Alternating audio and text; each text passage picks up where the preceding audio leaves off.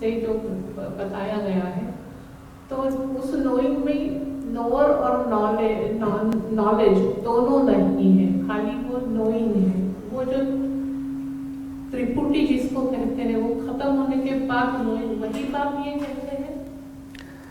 Exactly इसमें जो knower है और जो नॉलेज है दोनों का एक दूसरे में मर्ज हो जाना ही है, या फिर वही चीज़ पॉपुलर टर्म ऑफ जय कृष्णमूर्ति ऑब्जर्वर और ऑब्जर्व्ड का, नोअर और नॉलेज का खत्म हो जाना, मर्ज हो जाना, तो वो नोइंग की तरह उभरेगा। जब तक नोअर है एक डिस्टेंस होगा, नॉलेज होगा, नोअर को ये चीज़ पता होगी कि मैं जानता हूँ। नोइंग जब घटती है, जिसको हम बुद्धाहुड कहते हैं, या जब वो एनलाइटनमेंट या बुद्धत्व है, तो एक बड़ी अजीब सी चीज़ है, उसको नहीं पता होता कि क्या पता है, बिल्कुल भी नहीं। वो थोड़ा हेजिटेट करता है। मूर्ख व्यक्ति कभी हेजिटेट नहीं करता। मूर्ख व्यक्ति की पहचान ही उसके धाकड़पन से। कितने सॉलिड ढंग से वो अपनी बात कहता है। ज्ञानी हमेशा थोड़ा हेजिटेट कर जाता है, क्योंकि वो पूरी बात कैसे कहे, उसको पता है पूरी बात तो हम नहीं कह सकते। जैसे सुकरात के जीवन की घटना आप जानते ही हैं कि जब वो अपने परम ज्ञान को उपलब्ध हुए, तो वहाँ एक डेल्फी की देवी का मंदिर हुआ करता था। तो वो बहुत सारी जगत में घटने वाली घटनाओं को जान जाती थी, ऐसी थी। तो देवी ने घोषणा की कि इस समय धरती पर सुकरात एक ऐसा व्यक्ति है जो परम ज्ञानी है। तो लोग पहुंच गए सुनकर। सुकरात ने कहा कि भाई अब जब घोषणा देवी ने करी है, ये पुरानी हो गई है। कल तक मुझे भी ये बात लग रही थी कि मैं परम ज्ञानी हूँ, और आज तो हालत यही है कि मुझे लग रहा है कि मैं कुछ नहीं जानता हूँ। तो आज आपकी देवी की भविष्यवाणी गलत है, वो सही नहीं है। क्योंकि अगर तुम ईमानदारी से मुझसे पूछोगे तो मेरी अवस्था यही है कि मैं कुछ नहीं जानता हूँ, और आज से पहले मुझे लगता था कि मैं परम ज्ञानी हूँ। तो नहीं मालूम है, लेकिन कभी कभी जब कुछ चीज स्ट्राइक होती है, जैसे तो ऐसे फ्लैश जैसा क्लियर हो जाता है, तो उस जानने में ही बदलाव आता है। कुछ और उसके लिए करने की जरूरत नहीं होती। वो चीज क्लियर होते ही करना कुछ नहीं बचता है। क्या यही वही है?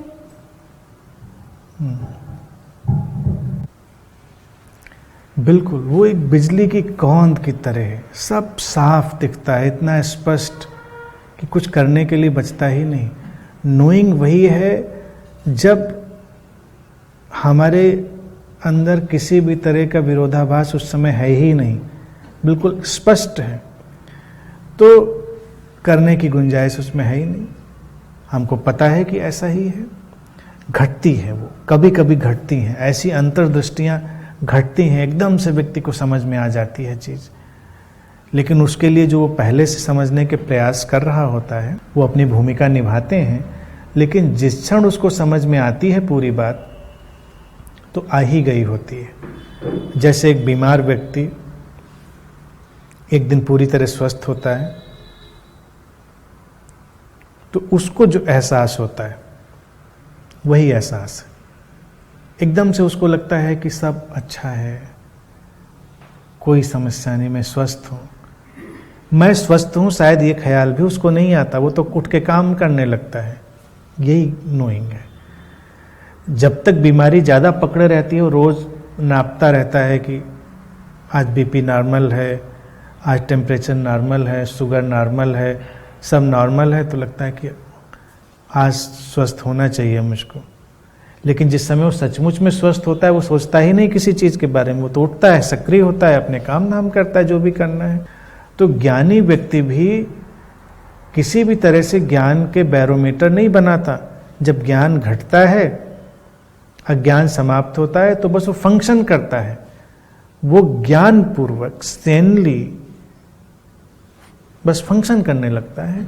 ना ज्ञान का प्रदर्शन करने की जरूरत, ना कुछ बड़ी बड़ी बातें बोलने की जरूरत।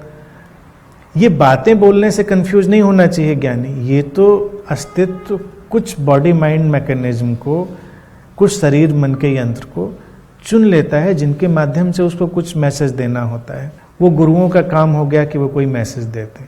आमतौर से हमने ज्ञानी की कुछ ऐसी ही इमेज बना ली है कि जिसको ज्ञान घट गया होगा वो ज्ञान की बातें भी कर रहा होगा, समझा भी रहा होगा वो कि ऐसा होता है। वह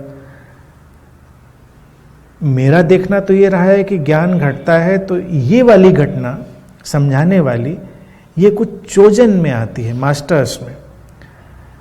बाकी तो लोग फंक्शन करने लगते हैं ब्लिसफुल्ली, आनंद पूर्वक, होश पूर्वक, बहुत ही करुणा पूर्वक वो सब काम करने लगते हैं। उनको इस बात की कोई ज़रूरत नहीं कि वो बोलें, लेकिन इसकी नकल लोग करते हैं कि अगर ज्ञानी होंगे तो हमको कुछ बातें भी आनी चाहिए, कोई कुछ पूछते तो कुछ बता भी पाना चाहिए। अब किसी ने कुछ पूछ दिया ज्ञान की बात, हम खड़े रह गए। अब यहीं जो अगर कोई पिछले 20 साल 17-20 साल से सुन रहा हो हमको, तो कहता है कोई भी प्रश्न इधर उधर का टेढ़ा मेढ़ा आड़ा तिरछा लाओ, जवाब दिया ही जाता है। और हमसे तो कोई कुछ पूछ देता है, हम जवाब ही नहीं दे पाते। तो पता नहीं ज्ञान है कि नहीं। ज्ञान घटे तो ज्ञान की बातें भी हों, जरूरी नहीं। बहुत सारी स्त्रियां ज्ञान को उपलब्ध हो जाती हैं, बहुत सारे लोग ज्ञान को उपलब्ध हो जाते हैं। तो जहां हैं वो जो कर रहे हैं वो उसी को और प्रेम पूर्वक और जागरूकता से और बिना किसी आश्वासन और आकांक्षा के करने लगते हैं, बस इतना ही। अब जैसे कोई घर में गृहिणी ही हो और उसको अवेकनिंग घट जाए, एनलाइटनमेंट, तो क्या होगा? यही होगा कि जितने भी आश्वासन, आकांक्षाएं, डिजायर सब ड्रॉप हो जाएंगी। काम वही हो रहा होगा घर में, काम में बदलाव नहीं होगा। उसके अंदर अकारण आनंद फूटेगा जो किसी पर खड़ा नहीं होगा, एक सजगता का स्तर बढ़ेगा। उसके काम से क्या परिणाम निकलेगा, वही आकांक्षा और आश्वासन, उसका कोई मतलब नहीं, किसी से कोई चाह नहीं, कोई लेना देना नहीं। और ये भी चाह नहीं कि लोग देख लें कि मैं ज्ञानी हो गई। जैसे एक फूल कहीं बस खिल गया तो खिल गया, ऐसी ही घटना होती। अवेकनिंग की घटनाएं ऐसी ही होती हैं। लेकिन आम तौर से लोगों ने भ्रांत धारणा बना ली है कि जब अवेकनिंग घटेगी तो प्रवचन निकलेंगे। ऐसा नहीं होगा। फंक्शनिंग होगी, Sen, conscious, blissful, causeless functioning. जो नोइंग की बात हो रही है और जो ज्ञान को उपलब्ध होने की बात हो रही है, उसमें बाधा क्या है? बाधा तो हम खुद ही हैं या हमारा शुरू से। तो जब ज्ञान घटेगा तो हम तो होंगे ही। जो बेसिक ऑब्स्ट्रक्शन है वो तो हमारा ईगो जैसा एक आइडेंटिटी है, जो कि जब तक खुद करने से खत्म हो ही नहीं, तो किसी प्रयास एफर्ट से शायद उसकी तैयारी होगी कहीं पे जाके वो। बिल्कुल, बाधा तो खुद ही है। और सबसे बड़ी बाधा क्या है कि जो ज्ञान या अवेकनिंग है उसके वैलिडेशन, उसके कंफर्मेशन की चाह और दूसरों से रिकग्निशन की चाह, हम इसमें अपनी बहुत ऊर्जा खत्म करते हैं।